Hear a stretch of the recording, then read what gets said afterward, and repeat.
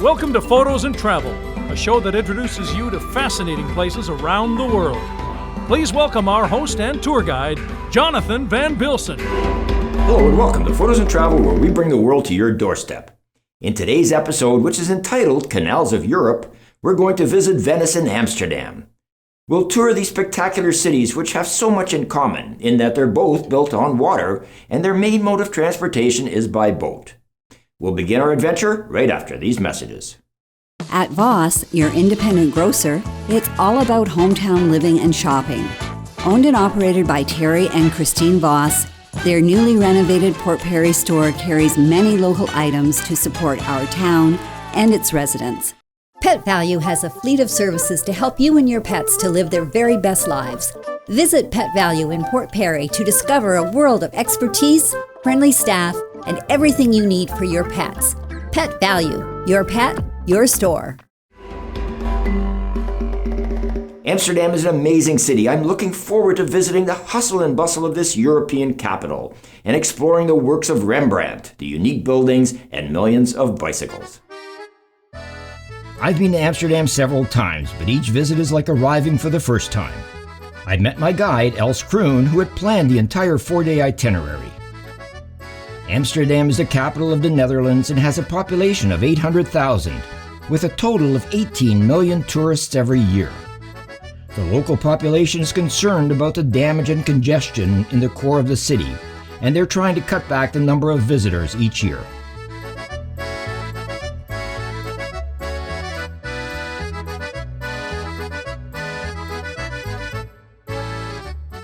The city is the cultural capital of the Netherlands, and many large institutions have their headquarters here, including Philips, TomTom, and ING.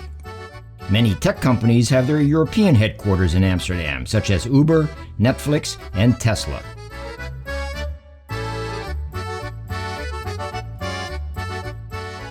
This is Dam Square, the main town square in Amsterdam.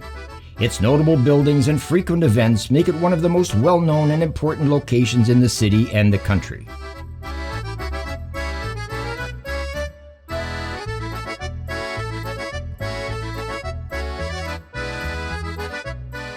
An easy walk from Amsterdam Central Station is the 5-star Grand Hotel, located in the old shipping house. It was built in 1913 when 6 of Amsterdam's shipping companies decided to work under one roof and combine their strength to promote trade via the sea.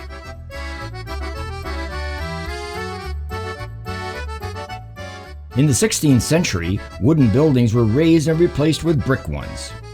Buildings are very recognizable with their stepped gable facades, which is the standard Dutch Renaissance style.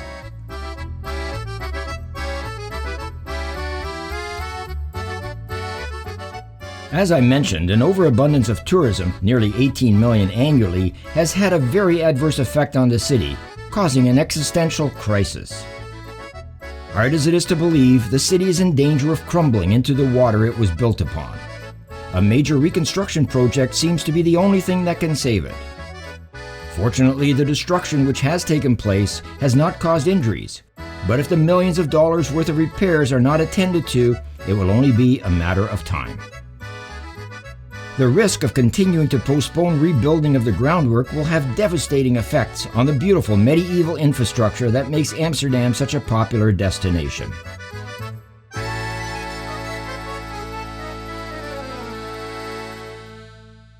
The popularity of cycling in Amsterdam is undoubtedly aided by the fact that the city is flat, compact, and densely populated, and of course the moderate climate. There are over 1 million bicycles in Amsterdam, which is more than the population of the city.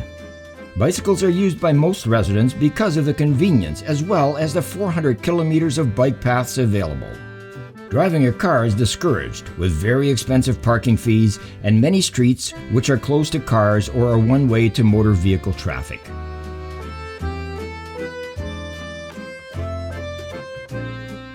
Most journeys are of short duration and not too difficult to complete. Dutch people also tend to go helmet-free because they're protected by the cycle-centric rules of the roads and the way the infrastructure is designed. 36% of people list a bicycle as their most frequent mode of transport on a typical day, as opposed to the car, which is 45%, and public transport, which is 11%. Known as the City of Canals, the 165 waterways make up more than 100 kilometers or 62 miles of man-made canals, about 90 islands and 1,300 bridges, which is 3 times as many as Venice. There are 3 main canals which were built in the 17th century during the Dutch Golden Age and form circular belts around the city. Construction began in 1613 and was completed 12 years later. Much planning was given to the canal system to ensure easy transportation, yet keeping lots of parkland. Construction continued across the city and the canal system was completed in the late 1600s. The first canals were dug for water management and defense, but as the city expanded in the Middle Ages, most canals ended up inside the city limits and lost their function. Instead, they became a main source of local transport of merchandise and people. This, the Maagrebrug, also known as the Skinny Bridge, is the most famous of all the bridges in Amsterdam. Approximately every 20 minutes the drawbridge opens to let boats pass through. The walls of Amsterdam, also built in the Middle Ages, were meant to defend the city against an attack. They were torn down in the 19th century, but remains can still be seen when cruising the canals.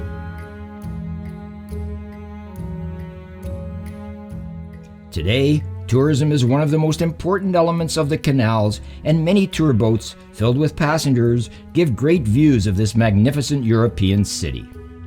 The boats are constructed to easily navigate the turns and bends in the canals, as well as being able to fit under the lowest bridges.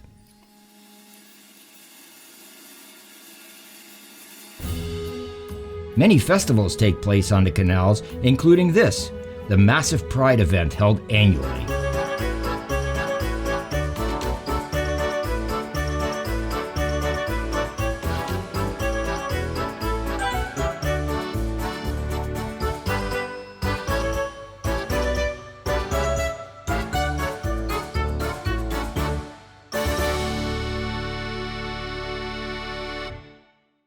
There are 2,500 houseboats which legally line Amsterdam's canals, and many have been afloat for more than a century.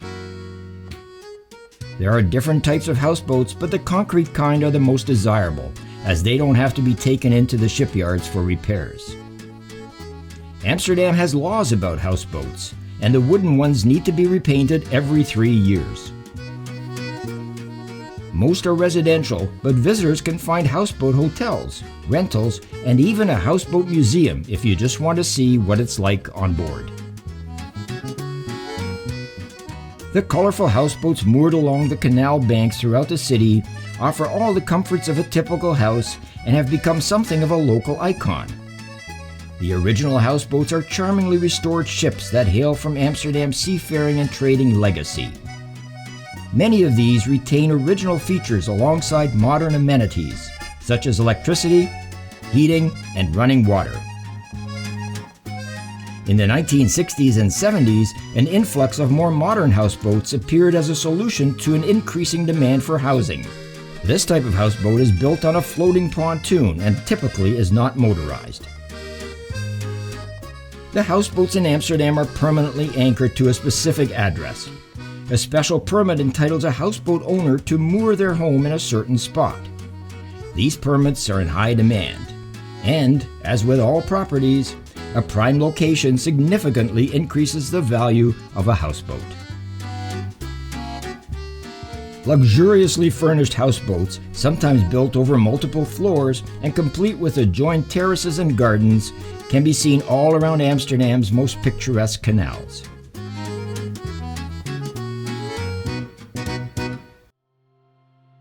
The world-famous Rijksmuseum was founded in The Hague in 1800 and moved to Amsterdam in 1808, where it was first located in the Royal Palace. In 2013, after a 10-year renovation, which cost €500 million, or $600 million, the main building was reopened by Queen Beatrix. The museum has 8,000 objects of art and history on display from their total collection of more than 1 million items, all collected between 1200 and 2020. Among them are masterpieces by Van Gogh, Vermeer, and Rembrandt, including his famous Night Watch. It is said, in an effort for him to earn more money, Rembrandt would paint the faces of prominent businessmen in his paintings for a substantial fee.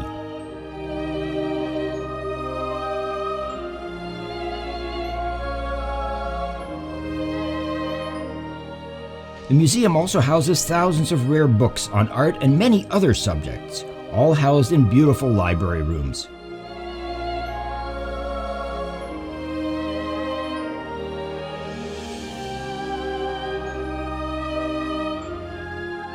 For family outings, the gardens to the Rijksmuseum are plentiful, and there are eateries to enjoy snacks or meals.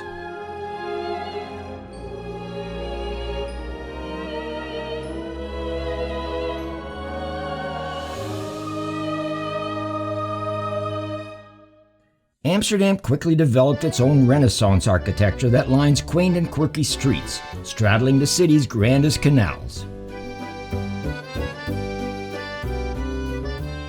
Because the buildings were so narrow, and of course there were no lifts, the Dutch ingeniously developed a system of pulleys, whereby a rope was suspended from hooks at the top of buildings, and furniture and the like were hoisted up into the apartments.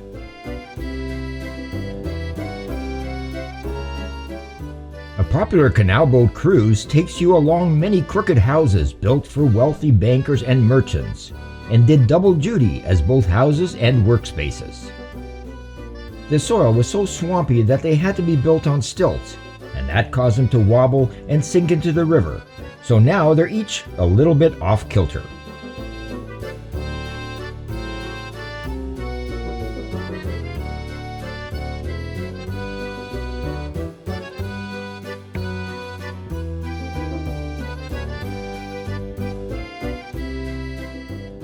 Here we see the tower of the Western Church, constructed in 1620.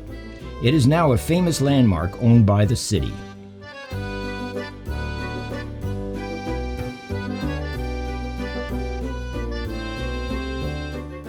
Amsterdam is the only ancient city in the world where the medieval center is not a museum but a red light district. Already in the Middle Ages, drinking houses were established around the harbors of the city, and the first brothels were opened in the 15th century.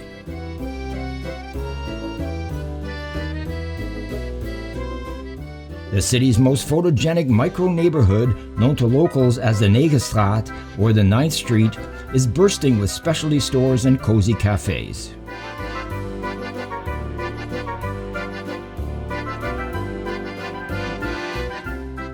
This is the Basilica of St. Nicholas, located in the old central district of Amsterdam. Built in the 1880s, it is the city's major Catholic church.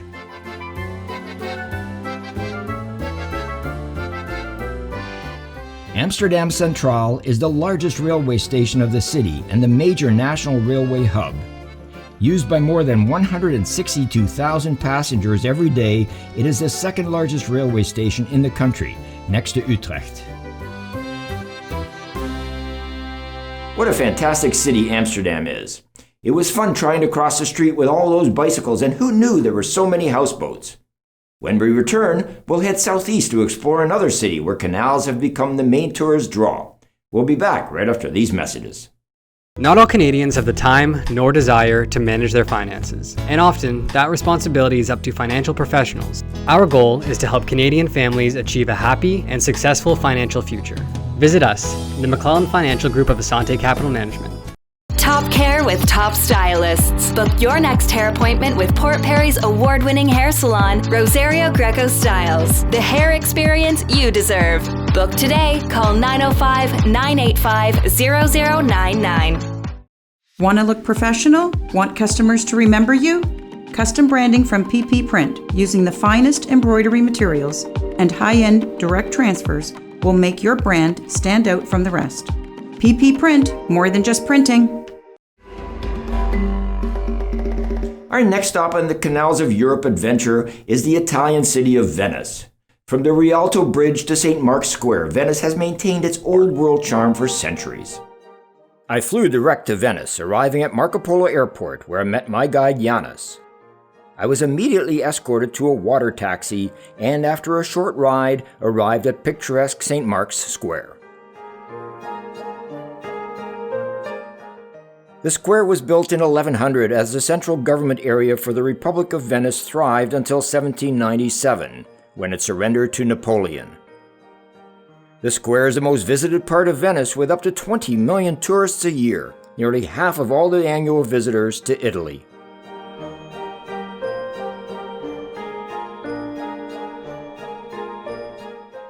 The city is situated on 117 small islands separated by canals and linked by bridges. It is located in the marshy Venetian lagoon and is renowned for the beauty of its setting, its architecture, its artworks, and of course, its pigeons. A visit to Venice is not complete until you've bonded with the unofficial bird of the city.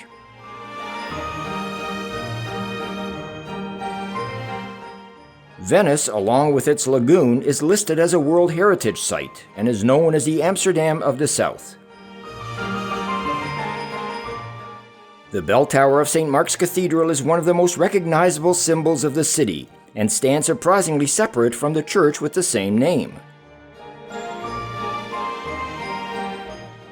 The tower is nearly 100 meters tall and has a simple form, the bulk of which is a fluted brick square shaft 12 meters wide on each side.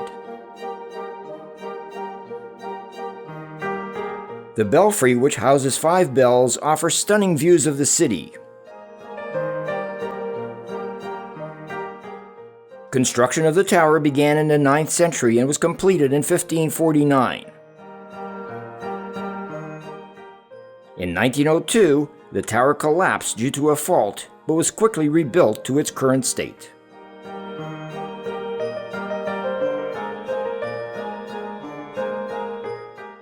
My hotel, the Torre dell'Orologio, or Clock Tower Hotel, was located in the ancient clock building on St. Mark's Square and dates back to the last decade of the 15th century. The rooms are great, but very few hotels in Venice have elevators, so staying on a lower floor is beneficial. Construction of St. Mark's Basilica began in 828 when Venetian merchants stole the supposed relics of St. Mark the Evangelist from Alexandria, Egypt. The church was burnt in a rebellion in 976 and reconstructed into its present form in 1017. The upper levels of the interior are completely covered with bright mosaics.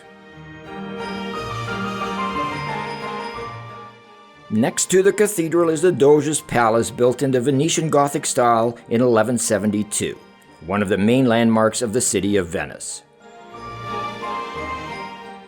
The palace was the residence of the Doge, or magistrate, the supreme authority of the Republic of Venice. A corridor leads over the Bridge of Sighs, built in 1614 to link the Doge's Palace to the structure intended to house the new prisons.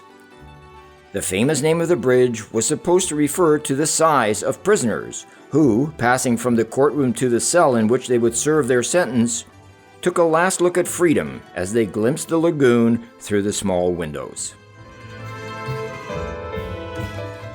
Of course, no trip to Venice is complete without a traditional gondola ride. The gondola is a flat-bottom rowing boat well suited to the conditions of the Venetian lagoon.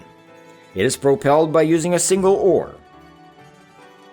For centuries, gondolas were the chief means of transportation and the most common watercraft within Venice.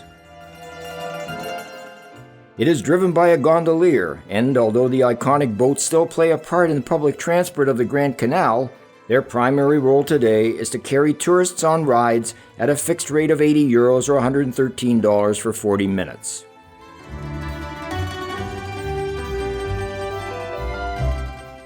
More than 500 gondolas travel the 50 kilometers of waterways, drifting under 409 bridges and along 177 canals in this city with a population of 270,000.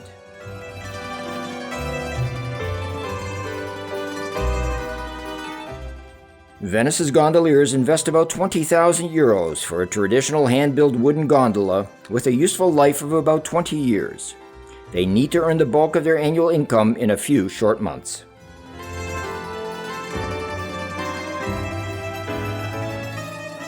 I continued touring this wonderful city, stopping at the Vivaldi Museum, where I was drawn in by the familiar music and a chance to escape from the otherwise crowded alleys of Venice. This museum was a surprising gem, as it's housed in a beautiful church, has free entry, and very few visitors, despite its delightful, albeit small, exhibition of unique musical instruments. Make sure you turn right after entry to read the information about Antonio Vivaldi's life.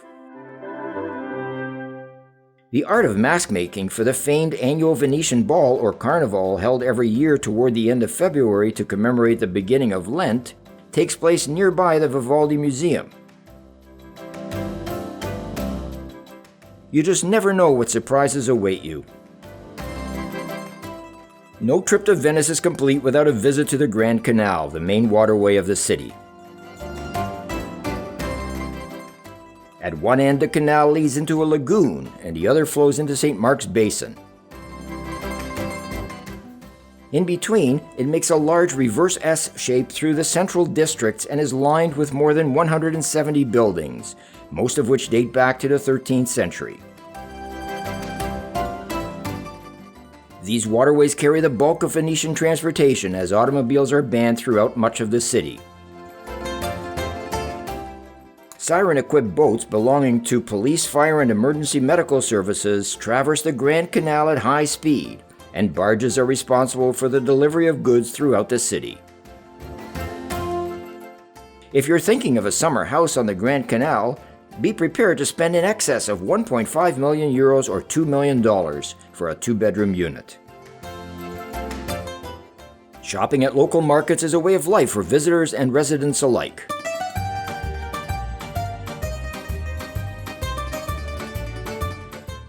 Everything from fruit and vegetables to clothing can be purchased, and freshness is always guaranteed. The islands surrounding Venice produce some of the best artichokes and asparagus in the world. Being a seaside city, Venice markets offer a vast variety of freshly caught fish. The Rialto Market is in the heart of Venice, where vendors sell fresh seafood as well as produce. It's open every day of the week except Sundays, and is the best way to see the city's vibrant social life, especially on Saturday mornings when everyone comes to do their grocery shopping. Pick up some fruit to munch on and have a snack at the nearby bar El Merca. Today, there is still a big movement to make Venice an independent country, typically due to the fact it is responsible for the majority of Italy's income. Most residents, however, would rather spend their time shopping and dining and visiting taverns, such as the world-famous Harry's Bar, declared a national landmark in 2001. From Venice, I continue to Verona, the home of several Shakespearean tragedies. Verona, with its 700,000 inhabitants, is one of the main tourist destinations in northern Italy, owing to its artistic heritage, several annual fairs, shows, and operas, many of which are held in the ancient amphitheater built by the Romans around 30 CE. Back in its day, the theater could seat some 25,000 spectators in 44 tiers of marble seats. Only a fragment of the original outer wall in white and pink limestone remains. The interior is virtually intact and has remained in use even today for public events and open-air opera during warm summer nights. The amphitheater is a favorite venue for Bollywood movie production and has seen international stars such as Whitney Houston, Leonard Cohen, and Paul McCartney. It will be used as a closing ceremony for the 2026 Winter Olympics. Walking along downtown streets gives one an up-close experience of seeing some very interesting street entertainers.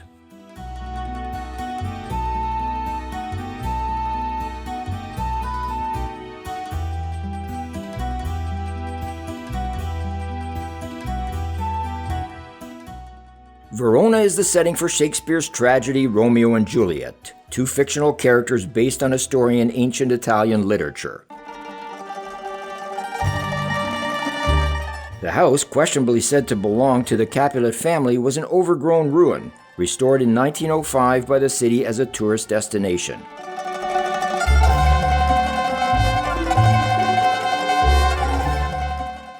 The famous balcony was added in 1928 by a film studio who used the location for a silent rendition of the famous play.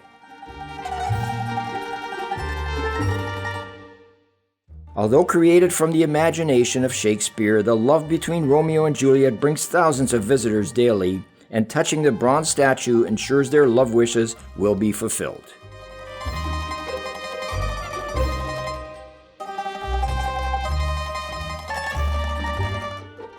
Verona, like most Italian cities, has a wonderful outdoor market where most anything can be purchased. The square is adorned with statues and fountains which surround the market stalls.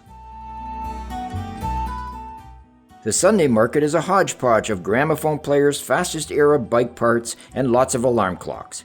A real mix of antiques and junk, where you could spend all day just browsing.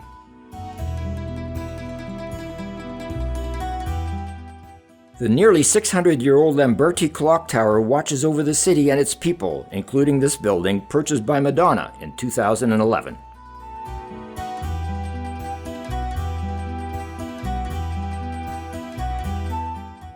This spectacular statue is dedicated to Verona's great poet Dante, who, although born in Florence and only lived here for 6 years, has been adopted by the city fathers.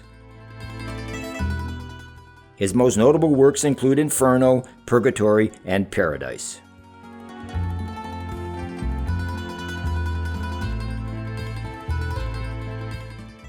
One of the most prominent families in Verona was the Lamberti family, the builders of the clock tower.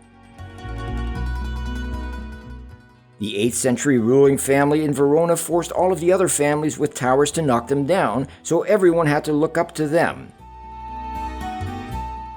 When the Lamberti family members started dying, exceptions were made to city laws allowing only them to be buried within the city walls. Their bodies are placed in elevated shrines so all residents are forced to look up to them, even after death. The Lamberti family's history is shrouded in secrecy. Nothing is known about them other than they were very wealthy and powerful and appear to control most of Verona during the 12th century. I loved my adventure in Amsterdam as well as Venice and a side trip to Verona, which was an unforgettable experience. Seeing Juliet's balcony was interesting, and the amphitheater, which is so intact, was quite amazing. For Photos and Travel, I'm Jonathan van Bilsen. It's been my pleasure to be your tour guide today, and I look forward to our next adventure. If you enjoyed this program, please click the subscribe button, and you'll never miss an episode.